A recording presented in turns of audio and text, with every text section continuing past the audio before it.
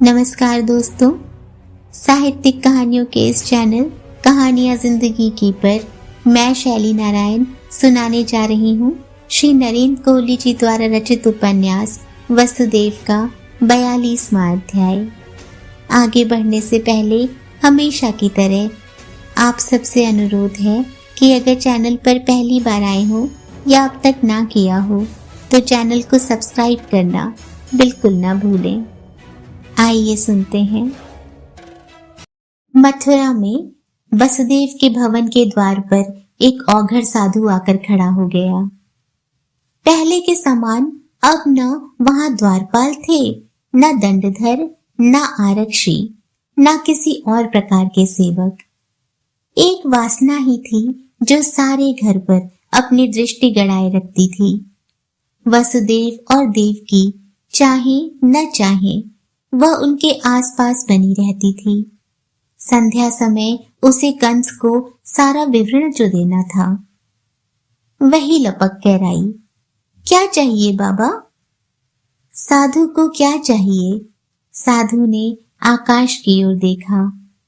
पर माई, तूने पूछा ही है तो तेरी उपेक्षा तो नहीं कर सकता ना। चल, मैं भी पूछता हूँ, जो मांगूंगा देगी? वासना चुप रही।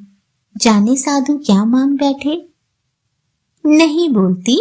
साधु बोला, तो पूछती क्यों है कि क्या चाहिए? ला, दे समाधि दे। ला, प्रभु के दर्शन करा दे। चल, थोड़ी सी वर्षा कर दे। बहुत उमस हो रही है माँ। खेतों में हरियाली आएगी तो कृषकों के बच्चे तेरे गुण गाएंगे। कुछ भोजन, कोई वस्त्र चाहिए तो बोलो बाबा। अंततः वासना बोली, यह जो कुछ तुम मांग रहे हो यह सब मेरे वश का नहीं है। कोई छोटा सा काम बोलो। छोटा काम? तो फिर धरती में से घास बनकर उगा, गौवे खाएंगी, तेरा यश गाएंगी। जल बनकर यमुना में बह जा। यह कोई छोटा काम है? वासना बोली। वह बोलो जो मेरे वश का हो। वश का नहीं है तो पूछती क्यों है? औघड़ बिगड़ गया। पूछती तो ऐसे है जैसे प्रभु की योग माया हो, जो चाहिए क्षण भर में प्रस्तुत कर देगी। भूल हुई बाबा। यह जान लो कि मैं तो इस घर की एक साधारण दासी हूँ। वासना ने कहा। तो जा, अपने स्वामी को बुला ला। बाबा, मैं कहूँ कि तुम अपने स्वामी को बुला लाओ तो बुला लाओगे? अब समझी तू? औघड़ जोर से हंसा। बुलाने को तो मैं अपने स्वामी को बुला लाऊं, किंतु तेरा उससे कोई काम नहीं है। किंतु मेरा काम शायद तेरा स्वामी कर दे। जा, बुला ला। कहना प्रभु का एक दास आया है। वासना के मस्तिष्क में कोई तार झनझन आया। कहीं इस व्यक्ति का नाम प्रभुदास तो नहीं? यह बनावटी साधु तो नहीं जो इतनी ऊंची हाँक रहा है? वसुदेव का कोई सहयोगी इस रूप में भी तो आ सकता है। किंतु सूचना तो देनी ही थी। उसने जाकर वसुदेव को बताया। कोई साधु आया है, कहता है कि अपने स्वामी से कह कि प्रभु का एक दास आया है। साधु सन्यासी भिक्षा लेने आते हैं, वे मुझसे भेंट वार्ता करने नहीं आते। जा, जो कुछ मांगता है घर में हो तो दे दे।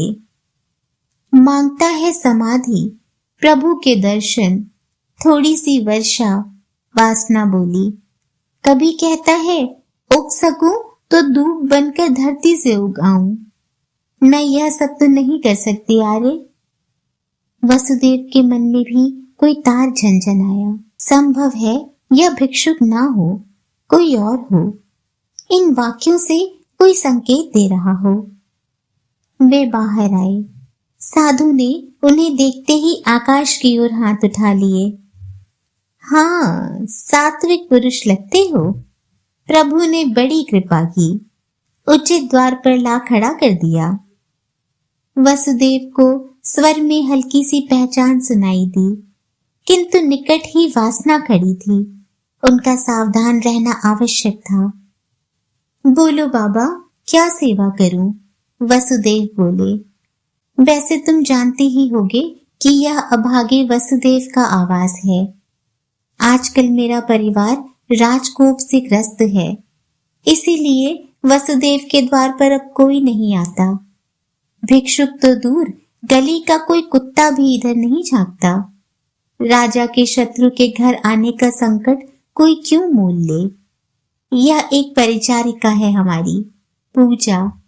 जाने हमारी किस जन्म की संबंधी है कि राजा के क्रोध का भय नहीं मानती और हमारी सेवा करती है।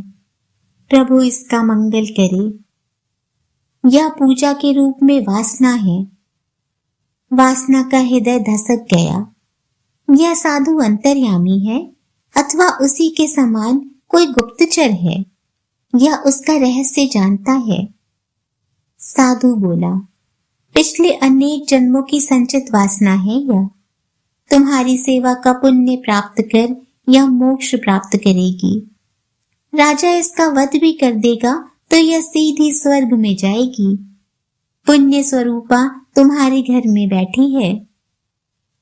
तो बाबा, साधु भूखा है, भोजन कराओगे? सहसा वसुदेव के मस्तिष्क में प्रकाश हो गया। अरे, यह तो वीरभद्र है। कैसा वेश धरकर आया है कि वे इतनी देर तक पहचान ही नहीं सके। जैसा रूखा सूखा उपलब्ध है उसे ग्रहण करे। वसुदेव बोले, भीतर पधारे महाराज। जल्दी ना मचा साधक, साधु बोला। द्वार बहुत हैं और लोगों के पास भोजन की भी कमी नहीं है, किंतु प्रभु के इस दास ने संकल्प किया है कि उसी अन्न को ग्रहण करेगा जिसे गृह स्वामिनी अपने पवित्र हाथों से पकाएगी और गृह स्वामी एकांत में बैठा अपने हाथों से परोसेगा। वसुदेव तत्काल समझ गए, यह सारा नाटक इसीलिए था कि वह उनसे एकांत में मिल सके और चर्चा कर सके। संभव है कोई महत्वपूर्ण समाचार लाया हो। पधारिए महाराज, मुझे सब स्वीकार है। और देख पुत्री, साधु ने वासना से कहा, तेरे कपाल की रेखाएं कह रही हैं कि बहुत उत्सुक प्राणी है तू। यदि जानने की इतनी वासना तुझ में न होती तो शायद यह जन्म ही न लेना पड़ता। मुक्त हो गई होती तू। ज्ञान की पिपासा है तो ईश्वर को जान। ब्रह्म ज्ञान प्राप्त कर पुत्री। सांसारिक जिज्ञासा में कुछ नहीं रखा। यह तो पाप की बेगार कराती है। जा, स्वामिनी की सहायता अवश्य कर, किंतु मेरे भोजन को हाथ मत लगाना, अन्यथा अगले जन्म में छछूंदर बनकर आएगी संसार में तू। वासना डर गई। इस चाकरी में पाप की बेगार ही तो कर रही है। कंस की सेवा और वसुदेव की शत्रुता। अभी तक तो वसुदेव उसके द्वारा सुनाई गई कहानी पर विश्वास कर रहे हैं। उसे एक साधारण परिचारिका ही मानते हैं। जिस दिन जान जाएंगे कि वह कंस की गुप्तचर है, कितनी चोट पहुंचेगी उनको कि जिसको पुत्री के समान प्रेम किया वह विश्वासघातिनी निकली। देवकी ने भोजन तैयार कर लिया था। एक समय था जब देवकी अपने मन से कभी रसोई में कोई काम करना चाहती तो दसियों दासियां उनकी सहायता के लिए नियुक्त होती थीं। काम तो दासियां ही करती, किंतु निर्देशन नियंत्रण उनका होता था। अब उन्हें स्वयं ही काम करने का कुछ कुछ अभ्यास हो गया था। प्रायः सोचा करती थी कि भगवती सीता भी तो जब वन में गई थी तो सारी रसोई स्वयं ही संभाला करती थी। किसी भी व्यक्ति के जीवन में परीक्षा के दिन आते हैं। वे भी जब से विवाह हुआ था किसी न किसी प्रकार की परीक्षा ही दे रही थी। जाने विधाता ने उनके लिए क्या सोच रखा है। पर जिन कारणों से भी उन्हें रसोई संभालनी पड़ी हो, उन्हें इसका एक लाभ तो होगा ही। जब कभी उनके पुत्र बलराम और कृष्ण उनके पास आएंगे, वे अपने हाथों से भोजन बनाकर उन्हें सामने बैठाकर खिलाएंगी। आज वीरभद्र के बहाने ही सही उन्हें भोजन तैयार करना पड़ा था। वे जानती थी अवसर मिलते ही वसुदेव कहेंगे कि वे उस वासना के हाथों का भोजन कर ऊब चुके थे। अच्छा हुआ कि एक सन्यासी ने आकर देवकी को भोजन बनाने को बाध्य किया और उन्हें भी देवकी के हाथ का बना हुआ स्वादिष्ट भोजन उपलब्ध करा दिया। पूर्ण एकांत था। वासना को बाहर भेज दिया गया था कि वह किसी को भी भीतर न आने दे। यहाँ तक कि आर्य देवक भी आए तो उन्हें किसी दूर के कक्ष में बैठा दें और तब तक इधर न आने दें जब तक सन्यासी का भोजन पूरा न हो जाए। वसुदेव झरोखे से देख सकते थे कि वासना बाहर वहां बैठी है। उसके अपने स्थान से हिलते ही वसुदेव को पता चल जाता और वे सावधान हो जाते। वे लोग समझ रहे थे कि वासना को यह व्यवस्था तनिक भी नहीं भा रही थी, किंतु वह क्या कर सकती थी। वासना अपने स्थान पर बैठी कुढ़ रही थी। उसके मन में पहला भाव तो यही आया था कि वह कंस से परिवाद करेगी कि वसुदेव ने एक अपरिचित व्यक्ति से मिलने के समय उसे दूर बैठा दिया था और वह कुछ भी सुन नहीं पाई थी। इसका स्पष्ट अर्थ था कि वसुदेव उससे किसी प्रकार की गोपनीय चर्चा कर रहे थे और वह गोपनीय चर्चा कंस के विरुद्ध षड्यंत्र के सिवाय और क्या हो सकती थी। इस प्रकार वह वसुदेव को कोई कठिन दंड दिलवा पाएगी और कदाचित उसे कंस से किसी प्रकार का कोई पुरस्कार भी प्राप्त हो जाए। किंतु अगले ही क्षण उसने अपनी योजना बदल दी। वस्तुतः अपनी इस योजना से वह स्वयं ही डर गई थी। कंस यह सुनेगा कि कोई अपरिचित व्यक्ति वसुदेव से मिलने आया था और उन दोनों का संवाद वासना सुन नहीं पाई तो वह प्रसन्न नहीं होगा। वह उसे वासना की अयोग्यता ही मानेगा। उसके लिए वसुदेव नहीं, वासना ही दंडित होगी। दंड। वासना भयभीत थी। किसी युवती नारी को जब दंड देना हो और वह भी गोपनीय ढंग से, तो कंस के पास उसका एक ही माध्यम था। वह उस युवती को अपनी शैया पर घसीट लेता था। वह उसे शैया दंड कहता था। मदिरा में धुत कंस की किसी युवा नारी शरीर से हिंस और क्रूर क्रीड़ा कशा दंड से भी अधिक भयंकर होती थी।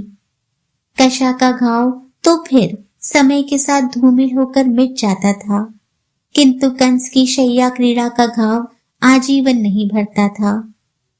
और कहीं वह अधिक रुष्ट हो गया तो वह अपनी क्रीड़ा के पश्चात उस युवती को मुष्टिक, चाड़ूर, तोशल या वैसे ही किसी मल्ल की शैया पर फेंक देता था।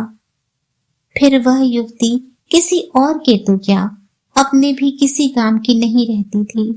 वासना ने सुना था कि कभी कभी कंस किसी स्त्री को पुरस्कृत करने के लिए उसे राजा के साथ शयन का सौभाग्य प्रदान करता था। वासना ने वितृष्णा से अपनी आंखें बंद कर ली।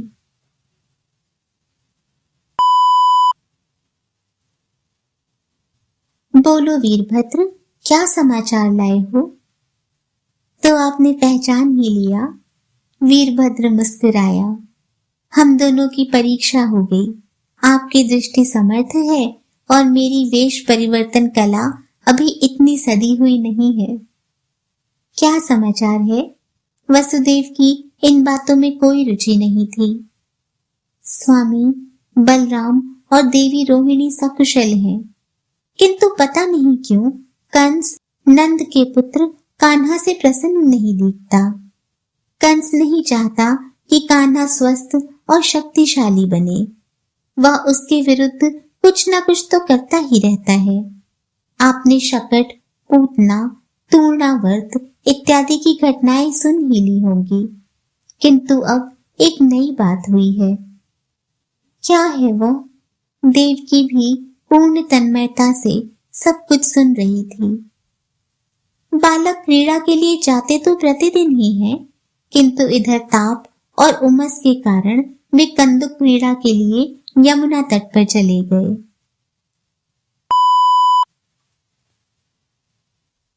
मनसुखा ने कंदुक पकड़ लिया। अरे क्या हुआ? सबने एक साथ ही पूछा। कान्हा, माँ ने कहा था कि कलियदह के निकट मत जाना, मनसुखा ने कहा। तो मत जाना, कान्हा ने कहा। कंदुक क्यों पकड़ लिया? इस कलियदह के निकट ही तो खेल रहे हैं, मनसुखा बोला। कलिया नाग किसी समय भी दह से निकल कर आ सकता है। वह ना भी आए, हमारा कंदुक ही दह में जा सकता है। अरे तू कंदुक तो फेंक भाई, यह तो हर समय अपनी आशंकाओं से ही पीड़ित रहता है। जाने तुम लोग इस प्रकार हट क्यों करते हो, मनसुखा चिढ़कर बोला। और कोई स्थान नहीं है क्या खेलने को? कलियदह के तट पर ही खेलना क्यों आवश्यक है? तुम इतने उद्विग्न क्यों हो मनसुखा? कंदुक की ओर तो मेरा ध्यान ही नहीं जाता। मुझे तो केवल यही ध्यान आता रहता है कि हमसे थोड़ी ही दूर उस जल के भीतर एक भयंकर नाग रहता है जो किसी भी क्षण बाहर आ सकता है। अरे तो हमारे समाज में नाग वह अकेला ही है क्या? और भी तो हैं जो निरंतर दूसरों को दंश करते रहते हैं, समाज में विष फैलाते रहते हैं। हमें उनसे दूर ही रहना चाहिए ना, मनसुखा ने अपनी माँ के शब्द दोहरा दिए। उनसे भयभीत होकर दूर भागते रहना चाहिए, उनका सामना नहीं करना चाहिए। अरे वह नाग है, सारा दह उसके विष से विषैला हो गया है। कोई उस जल को पिए तो ही मर जाए। तुम उससे दूर भाग जाओगे तो दह का जल अमृत में नहीं बदल जाएगा। दह के तट की धरती भी विषैली हो जाएगी। तुम यह क्यों नहीं कहते कान्हा कि तुम कलिये को मार देना चाहते हो, इसीलिए जानबूझकर यहाँ खेल रहे हो, मधुमंगल ने कहा। अरे वह तो निर्बुद्धि जीव है, उसे क्या पता कि उसके काटने से किसी को क्या हो जाता है। पर हम तो मनुष्य हैं, हमें ही कुछ समझदारी से काम करना चाहिए। हम क्यों उसके निकट जाते हैं? बोलो कान्हा, दो उत्तर। हमारा झगड़ा कराना चाहते हो? कान्हा हंसा। देखो अग्निदत्त, हम मनुष्य हैं, इसीलिए विधाता के सारे जीवों के साथ शांति से रहते हैं। वैसे भी हम गोपाल हैं, क्या हमने गौ से कभी शत्रुता की? वह हमारी देखभाल करती है, हम उसकी देखभाल करते हैं। हम अश्वों के भी मित्र हैं। कुकुर भी हमारे समाज का अंग बनकर ही रहते हैं। हमारे पास कितने ही पक्षी भी हैं। तो फिर हम नागों के ही शत्रु क्यों हैं? हम तो कलिये नाग को कुछ भी नहीं कह रहे। कंदुक जाकर दह में गिर जाएगा तो हम कंदुक को निकाल लाएंगे। दह तो सबका है, वह उस पर अपना एकाधिकार क्यों समझता है? जो सार्वजनिक संपत्ति को हड़पेगा वह समाज का मित्र कैसे हो सकता है? सिर पर मटकी लिए हुए पद्मा उधर से आ निकली। अरे तुम लोग फिर कलियदह के निकट आ गए, नंदराय से कह दूंगी। कान्हा, तू ही इन सबको ले आया होगा। आजकल सारी गोपियां स्वयं को कान्हा की मैया ही समझती हैं। सबको अधिकार मिल गया है उसे धमकाने का, श्री दामा ने कहा। इसे तो मैं अभी ठीक करता हूँ, मनसुखा ने कहा। मनसुखा ने उसकी मटकी का निशाना लगाकर कंदुक मारा। तब तक वह 2 पग बढ़ा चुकी थी। लक्ष्य ठीक नहीं बैठा और कंदुक जाकर दह में गिर गया। सब स्तब्ध खड़े रह गए। जाकर बताती हूँ मैं तेरी मैया को मनसुखा कि तूने जानबूझकर कंदुक दह में फेंका है, पद्मा अधिकार पूर्वक बोली। चल कान्हा, तू मेरे साथ घर चल। इसके पहले कि पद्मा उसे पकड़ ले, कान्हा भागकर दह के तट पर उगे हुए कदम्ब के वृक्ष पर चढ़ गया। पद्मा चिल्लाई, अरे तू क्या कर रहा है कान्हा? कान्हा ने उसकी बात का कोई उत्तर नहीं दिया और कदम्ब से दह में कूद पड़ा। पद्मा दहल गई। यह क्या किया कान्हा ने? ग्वाल बाल जड़ काठ के समान खड़े रह गए। पर पद्मा को जैसे कोई दौरा पड़ गया। अरे दौड़ो, जाकर नंदराय को सूचना दो।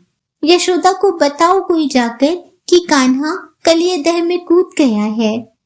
पद्मा की जिह्वा ही नहीं, उसके पग भी चल पड़े। वह ग्राम की ओर भागी। ग्वाल बाल भी बिना किसी योजना के चारों दिशाओं में सहायता की खोज में भाग गए। देवकी ने जैसे अपने हाथों से अपना कलेजा थाम रखा था।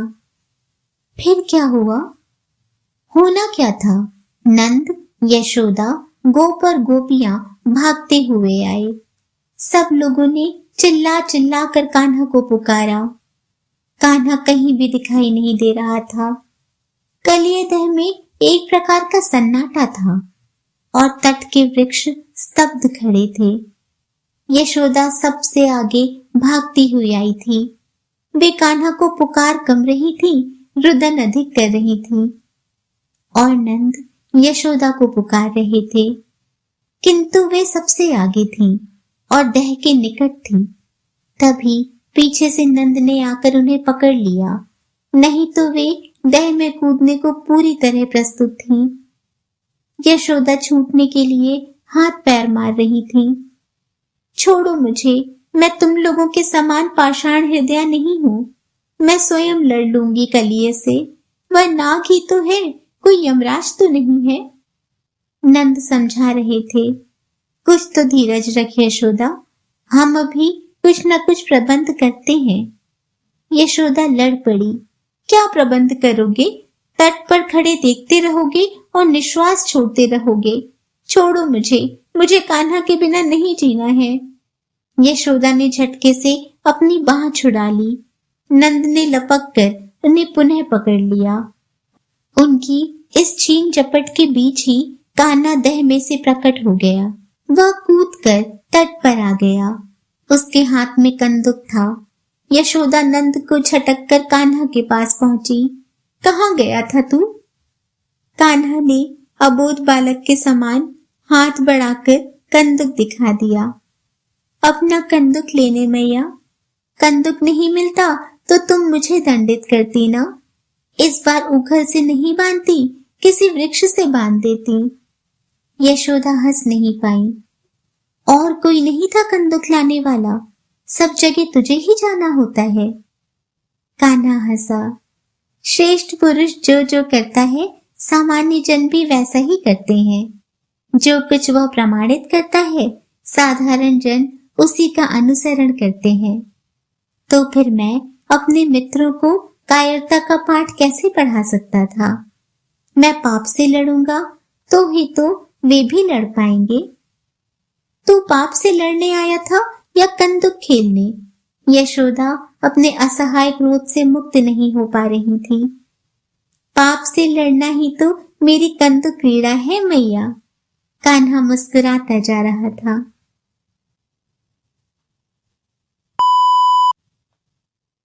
वसुदेव देख रहे थे कि वीरभद्र के इस सारे वर्णन को सुनकर देवकी उद्विग्न होती जा रही थी।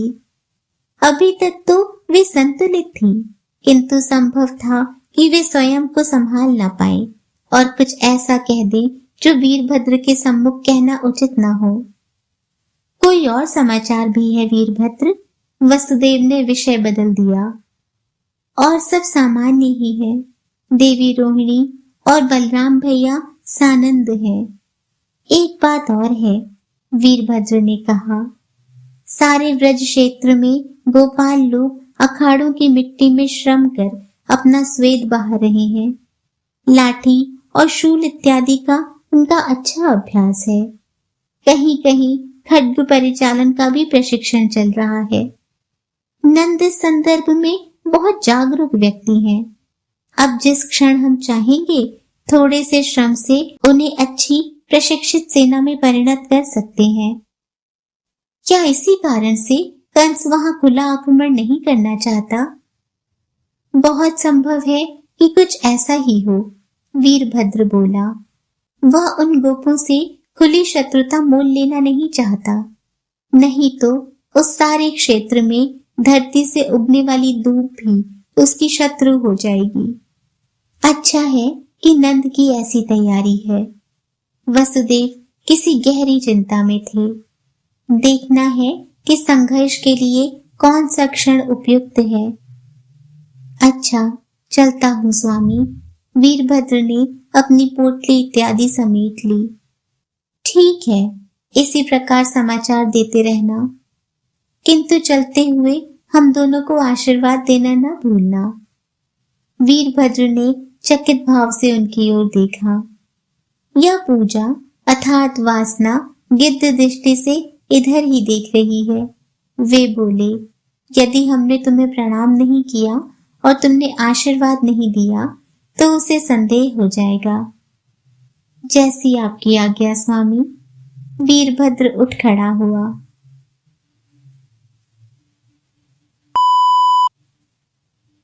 संध्या समय देवकी ने वासना को विदा कर दिया।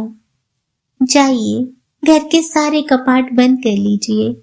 वे वसुदेव से बोली, मुझे आपसे एक बात करनी है।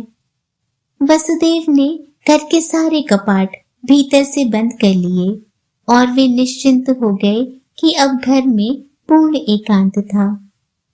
बोलो, मुझे अब और नहीं सुनना यह सब। देवकी सहसा ही उत्तेजित होकर बोली, अब मैं अपने पुत्रों को किसी और के भरोसे नहीं छोड़ सकती। कितनी ही तो घटनाएं हो गई आज तक। यह तो महाविष्णु की कृपा है कि दोनों लड़के अभी तक सुरक्षित हैं, किंतु अब नंद उनकी रक्षा नहीं कर सकता। रोहिणी भी नहीं कर सकती। बेचारी यशोदा तो एक घरेलू महिला है, वह कहां कहां कृष्ण बलराम की रक्षा करती फिरेगी। तो वसुदेव ने पूछा, अब मुझे स्वयं गोकुल जाना होगा। वसुदेव हंस पड़े, तो अब तुम जाकर असुरों से लड़ोगी और अपने पुत्रों की रक्षा करोगी? कर नहीं सकती। देवकी का मुख आवेश में लाल हो आया। कर क्यों नहीं सकती? वसुदेव गंभीर हो गए। माँ अपनी संतान पर संकट देखती है तो वह महिषासुर मर्दनी बन जाती है, पर बात यह नहीं है। तो क्या बात है? बात यह है कि जिन पुत्रों को हमने इतने गोपनीय ढंग से कंस से बचाकर नंद के पास भेजा, उनको अब तुम गोकुल जाकर मथुरा ले आओगी और घोषित रूप से कंस को बताओगी कि वे तुम्हारे पुत्र हैं, ताकि कंस को उनकी हत्या करने की सुविधा हो जाए। तो इस गोपनीयता के चक्कर में अपने पुत्रों को वहां छोड़ दूं जहां वे एकदम असुरक्षित हैं। वहां उनके प्राण चले गए तो? उनके प्राण नहीं जाएंगे। वसुदेव के स्वर में विश्वास की दृढ़ता थी। आप इतने विश्वास से कैसे कह रहे हैं? ध्यान दो देवकी। वसुदेव जैसे किसी कल्पना लोक में जा बैठे थे। जब तक शक्तासुर, पूतना और तृणावर्त की घटनाएं हो रही थीं, तब तक मैं भी बहुत भयभीत था। मैं मानता था और आज भी मानता हूँ कि वे सब कंस के भेजे हुए भाड़े के हत्यारे थे, शुल्क लेकर हत्या करने वाले। किंतु अब क्या हो गया? अब वसुदेव बोले, कलिये नाग को कंस ने नहीं भेजा।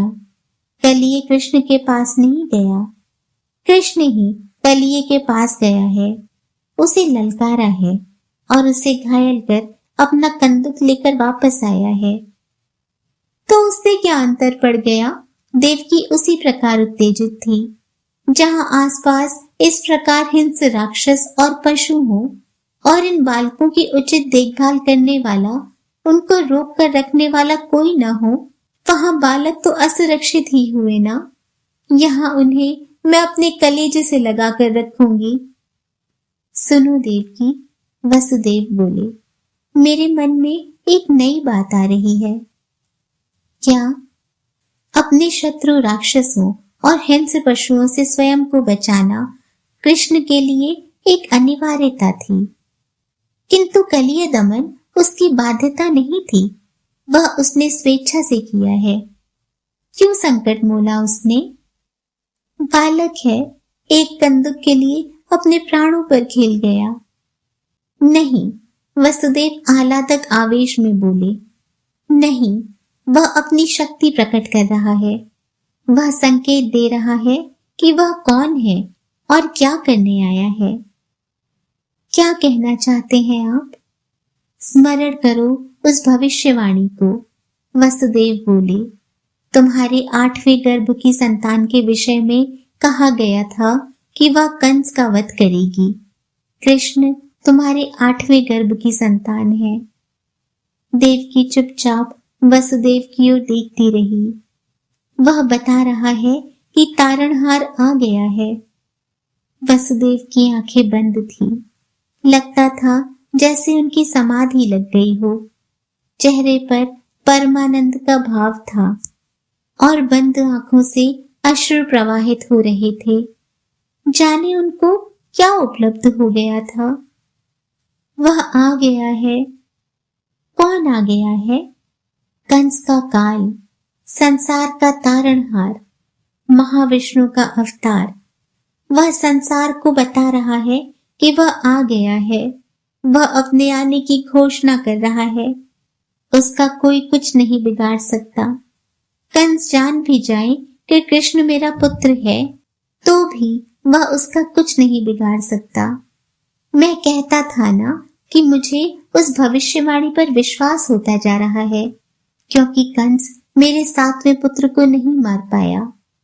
8वें की रक्षा के लिए स्वयं भगवती योग माया वर्षा के रूप में आ गई। यमुना मैया मेरी रक्षा के लिए कवच बन गई और मेरी नौका बनकर मुझे तैराकर नंद के घर पहुंचाकर सुरक्षित वापस ले आई। अब तो मैं पूर्ण निष्ठा से कह सकता हूँ कि कृष्ण जानबूझकर वे लीलाएं कर रहा है कि संसार जान सके कि वह कौन है। जो पहचान सकता है पहचान ले कि वह कौन है। जो अंधा है, जो उसे पहचानता नहीं, पहचानना चाहता नहीं या पहचान सकता नहीं, वह मूर्ख है। अंधविश्वासी और अविवेकी लोग उसे नहीं पहचानते, ना पहचाने, पर वह बता रहा है कि वह आ गया है।